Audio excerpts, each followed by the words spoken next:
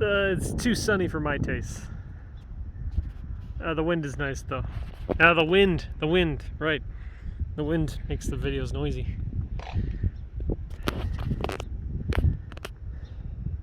I guess I need to get some kind of a mic cover it so what do they call it? Wind cover? Wind buffer? Air buffer? Whatever. Inglorious 1-to-1 ratio, because I don't see the point in recording this stuff in HD anymore. It just takes up too much space. It's pointless. So a lot of people always recite how if you ever feel unmotivated to do something, or you're lacking inspiration of something or another, they're always like, well, you gotta make that motivation from within. You need to be motivated to do the thing you want to do.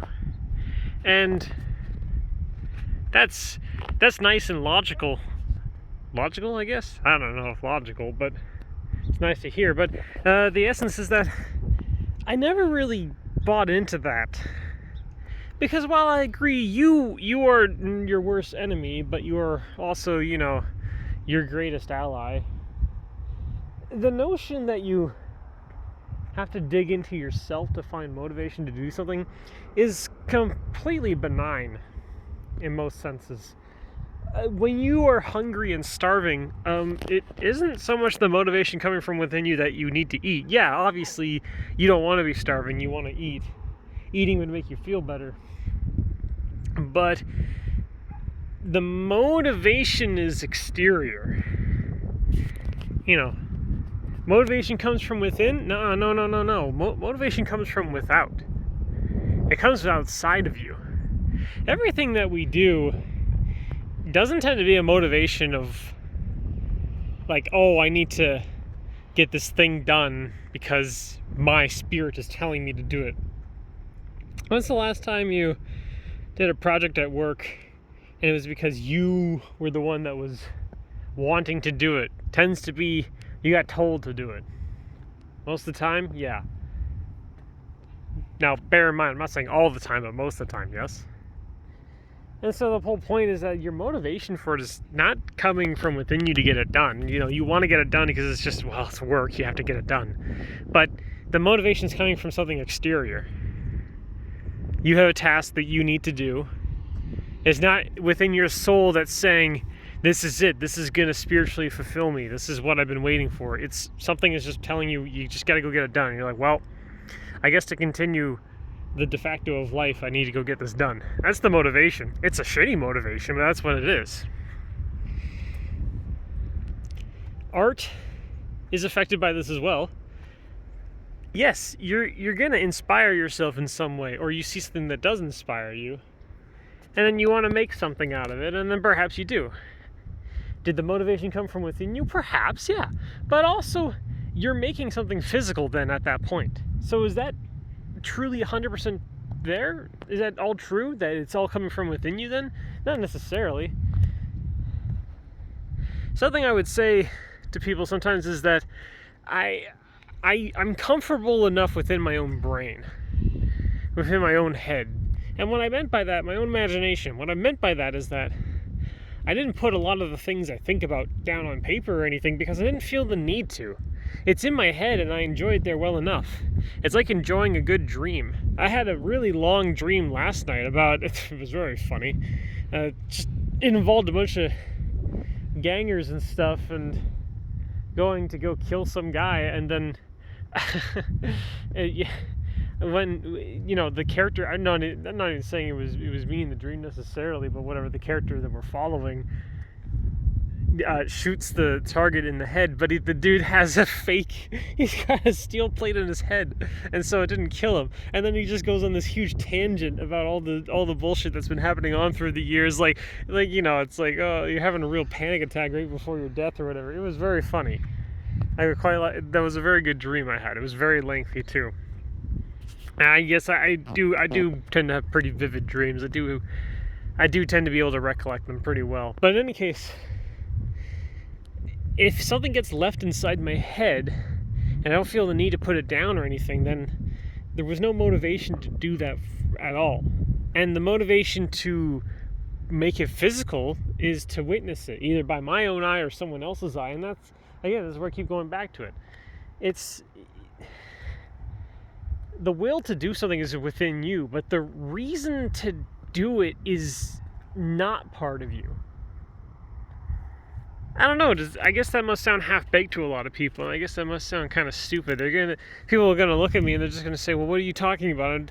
I do things in life because I want to do them. I'm the one that wants to get them done." I'm like, I'm not saying that isn't how it works, but I'm saying your reasons for exclaiming it and showing it and stuff. I mean, you want other people to see it. That's the thing. I guess you could be the sole witness to it as well. I'm not exactly sure what you're going to get out of that. Maybe that's the essence I'm missing to this equation. But I think people do things. I've held to this notion for a long time. People do things because they want other people to see it. You know, everybody sends a message, whether it's a good one or a grim one, because they want other people to witness it. People want to have their lasting remark on the world, whether for good or ill. If there was nobody around to witness what you did, would you still do it? I'm gonna blow up this building. This building's gonna go down. I'm gonna topple the corporate regime. Well, if you're the only person left on Earth, what's the point? You're going to get some kind of self-satisfaction out of it? Really? Is that what it's going to do for you? I don't think you would. I think maybe you'd attempt it, but you'd probably just stop short of it. I know it must sound kind of callous and perhaps a bit narrow-minded of me to say it, but it's just, I think humanity is motivated by external means. Why do we design the houses the way that we do with these aesthetics? Why do we make things pretty as they are if not to be seen? Why do we write books if not to be read by other people? All that shit can be left in your head. I mean, you can just do it to prove that you can do it, I guess. I've never really liked that kind of reasoning, though. Humanity got to a lot of its points, and a lot of its dirty points, all because someone basically stated, well, I could do it, therefore I did. That's a weak reasoning. We bring that up as weak reasoning when people do things that we don't like. It's like, well, I destroyed that bench because I could. And, you know, if someone looks at you and just say, well, why did you do that? That was so pointless. That didn't do anything. But is that not as base as it gets then? You're going to mock and taunt this person for doing something as simple as that?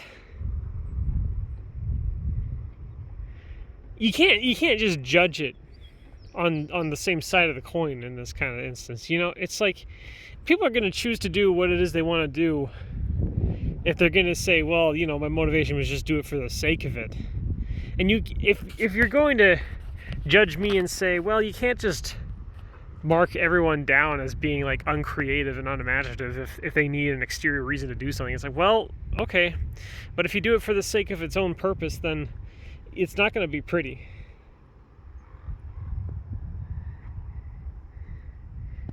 I haven't thought it through enough perhaps to make a good logical argument out of it, but I'm hoping my rambling kind of reaches through a bit.